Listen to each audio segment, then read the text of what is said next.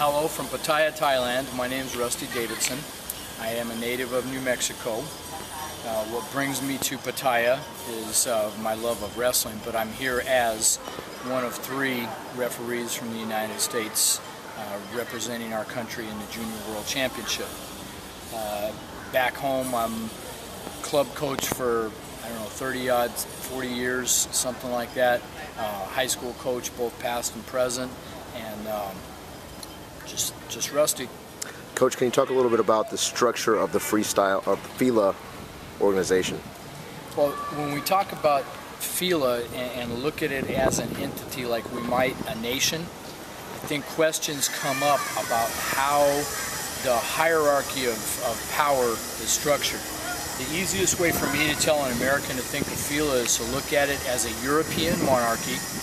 There is an election process in it like a parliament or like a Congress, but it's much more the old-fashioned monarchy. We have a president who for all intents and purposes is the king of Fila, and he is surrounded by an inner circle. If you know the old feudal system, you know, it'll go from the king to the lords to the vassals to the knights to the serfs.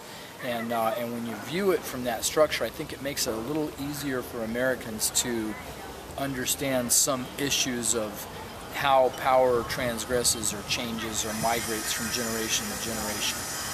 Is wrestling in Fila fair? Fair is a moving target. Fair is in the eyes of the beholder. I'm sure if you ask the president of Fila or any of the Fila Bureau, they will say that wrestling is fair. You know, from a spectator's perspective, you know, what sport is really, you know, we see shootouts in soccer, or we see, you know, guys called out at home plate in baseball, or, you know, we see, you know, balls on the line in tennis. So from a spectator's perspective, you know, no sport ever achieves fairness, but I think it's the goal of all sports to be fair. From a national perspective, there's a lot of give and take in the world of sport. You know, is Brazil going to get a tight call in soccer? You know, is Japan going to get a tight call in judo? You know, is Russia or the United States or Iran going to get a tight call in wrestling? You know, there's a perception of dominance that certainly plays into any human judging another human's performance. So fairness is very much a moving target. You gave a great presentation the other day on the 7 basic skills. Thank you. Can you elaborate on that for me? Well, it's and as one of your colleagues pointed out, the 7 basic skills are actually much more than 25 years old. The research began much earlier, but we're celebrating in 2012 the 25th anniversary of the 7 basic skills of wrestling being published as part of our paradigm for teaching the sport of wrestling.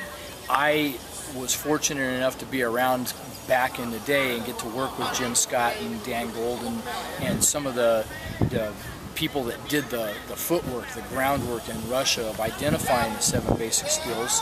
I am and have been a proponent of teaching through the 7 basic skills, and that combined with being around some pretty good kids, I think we've had good success using the 7 basic skills as the bread and butter, the very beginnings, the base of our pyramid when we discuss technical wrestling.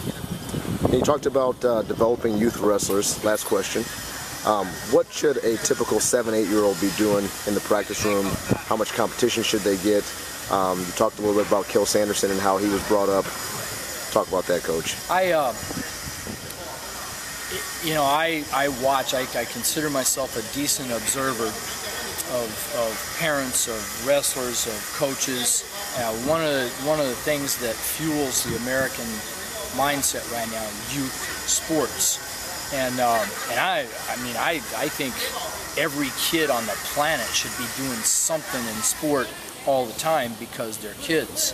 I think, you know, to keep the conversation brief, what concerns me, and I think what concerns a lot of people in wrestling, is the kid that has to be there instead of the kid that wants to be there, and a kid that turns into basically parents living out their own unfulfilled dreams through their kid's body, and really kind of treating their kid like